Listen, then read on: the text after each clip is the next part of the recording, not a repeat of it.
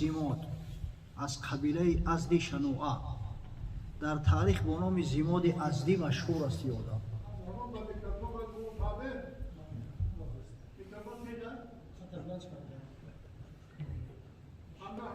این شخص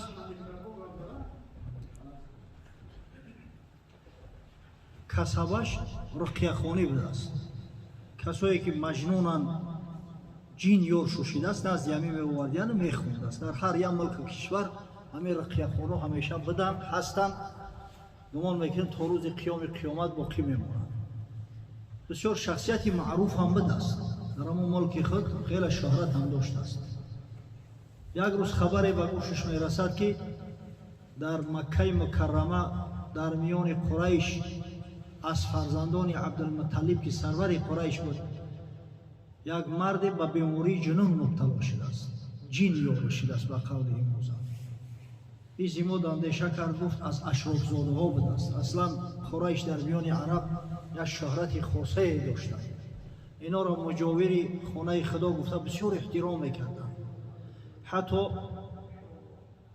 رهزنای عرب جرأت نمیکرد که کاروان قریش غارت کنند. از ترس اون که من بود در پیش خانه دعا نکنند به بلا مبتلا نشد.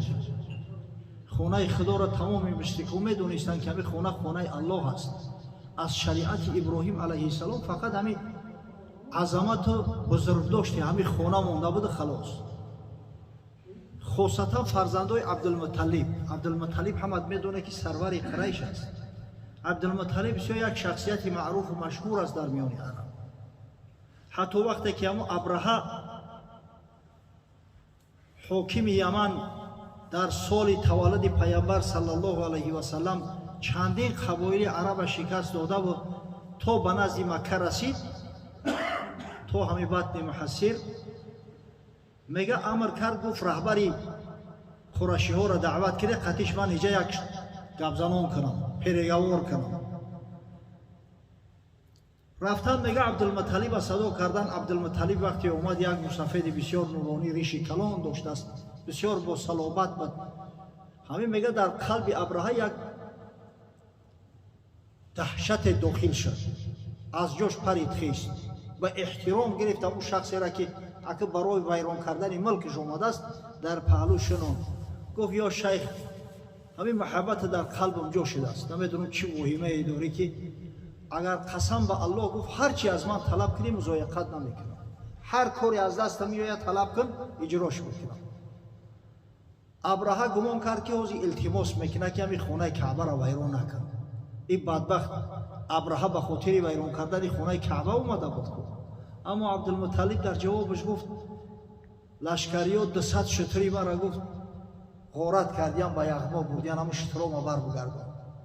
ابرهه میگه به یک کراهت گفت شیخ اومدم که خانه خدای شما را ویران کنم، ناموس عرب ببرم. همین ساعت همین یادی همون 200 شترای نشگری همون 200 شتر شبا همون شترا چی هم که در همین ساعتی خیلی مهم تا همین یادی همون شترا تا کرده است.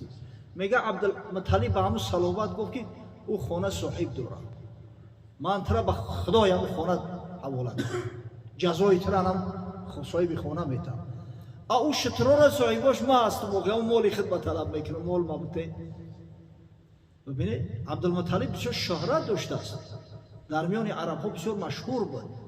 وقتی زیماد ازدی فهمید که نبیره عبدالمطلب بیمار شده است اندیشه کرد. گفت برام اگر یک دهم بخوانمش، اگر خداوند شفاش بده انشالله هم آبرو و عزتم بلند میشود. اگر امروز در یمن میشناختن باشنم در اون صورت در تمام جزیره العرب معروف میشم. بعدا مردم قریش ثروتمندن، پول میتن، اینا تاجر بودن. تا به امروز زندگی مردم مکه هم میدونه که از حساب تجارت است، در اونجا زراعت نمیشود، علفی وفر نیست که مردم گو مول کنن، همه به همین تجارت مشغول هستند. عادتا تاجر اگر به شرط خیانت نکنه در تجارت، البته که خدای تعالی برکتش میده. 9 اعشار رزق فی التجاره و واحد فی المواشی. حدیث رسول الله صلی الله علیه و سلم است. حضرت میگه از 10 حصه رزق روزی مردم در تجارت است. فقط از 10 یک حصهش در همین گاو چاریو کردن. این مردمی تاجر هم باید انشالله پولی کلان حاصل میکنه میون. شتر سوار شد میگه از یمن عازم مکه شد. وقتی وارد شهر مکه مکرمه گشت گفت محمد فرزند عبدالله نبیره عبدالمطلب چخیل پیدا کنم.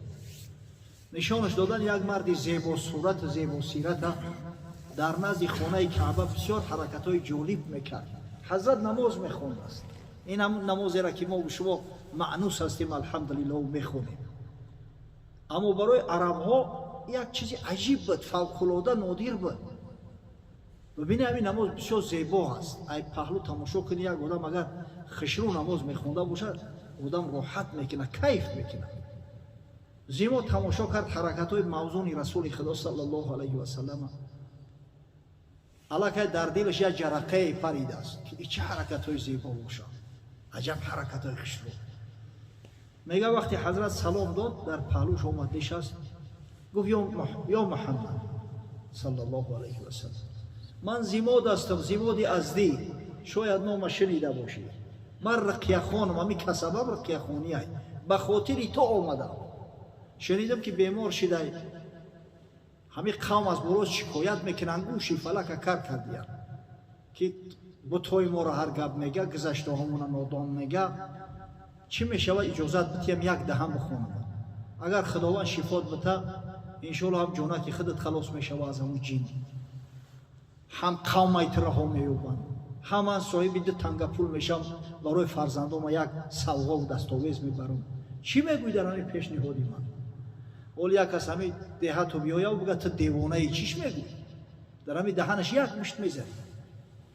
اما در مقابل زیماد رحمت عالمیان محمد مصطفی صلی الله علیه و سلم قرار داشت.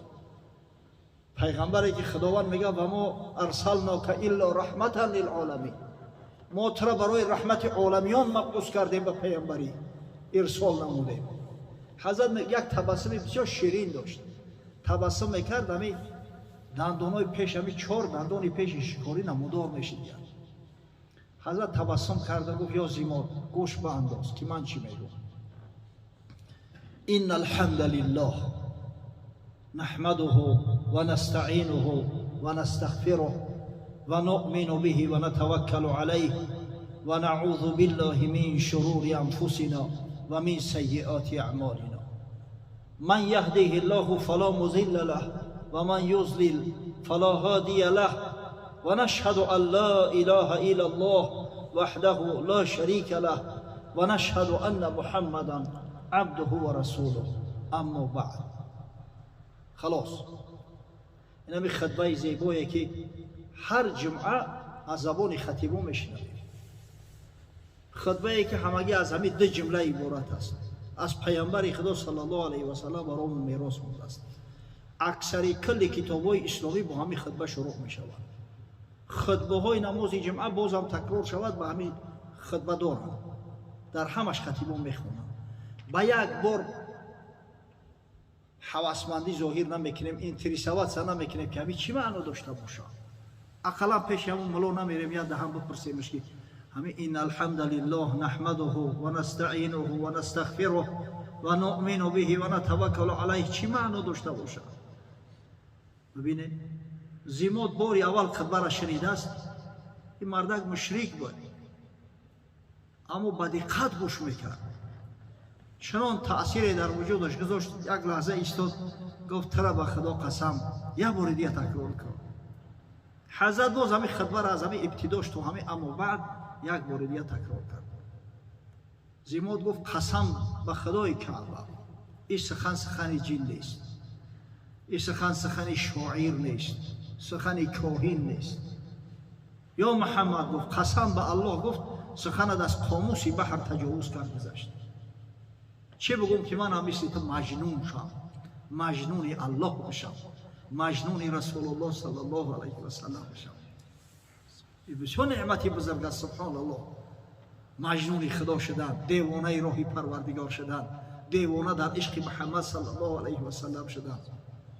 به هر کس خدای تعالی این را نصیب نمیگردونه. حضرت مولوی میگه زیرکی شهد است، حیرانی شکر. زیرکی بفروش، حیرانی بخر.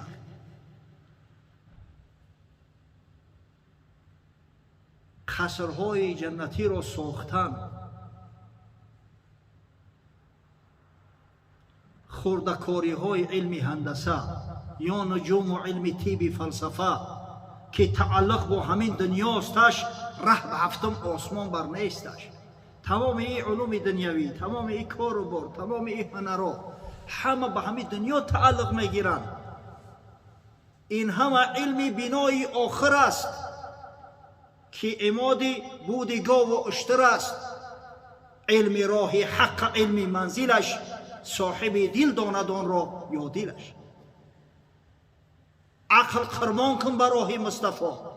حسبی الله گو که الله هم کفا. مردی در راه مصطفی صلی الله علیه و سلم عقل قربان کن.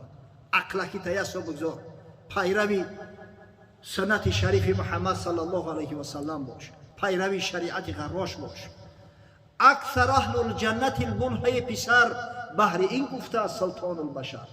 ولی یک حدیث است ضعف دارد، اما به پیامبر نسبتش میتن که گفت اکثر اهل الجنت البله، اکثر اهل جنت همین دیوانه ها تشکیل میکنن، مجنون ها تشکیل میکنن. چه بگم؟ گفت که من هم مثل تو مجنونی، خدا بشم. حضرت گفت یا زیمود بگو اشهد ان لا اله الا الله و اشهد انک رسول الله و اشهد ان محمدا عبده و رسوله.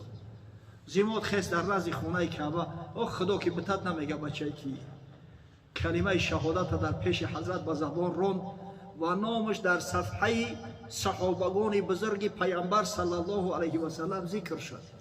این را ببینید خدای تعالی که هدایتت کنه، شخصی را که باری اول در حیاتش دیده است ایمان آورد مسلمان شد، در صورتی که امک رسول الله صلی الله علیه و سلم به کفر شرک از دنیا رفت. از نزدیکاش بود از خوردی حضرت همه شراخ، خدای بزرگ که هدایتش نکرد به کفر شرک از دنیا رفت.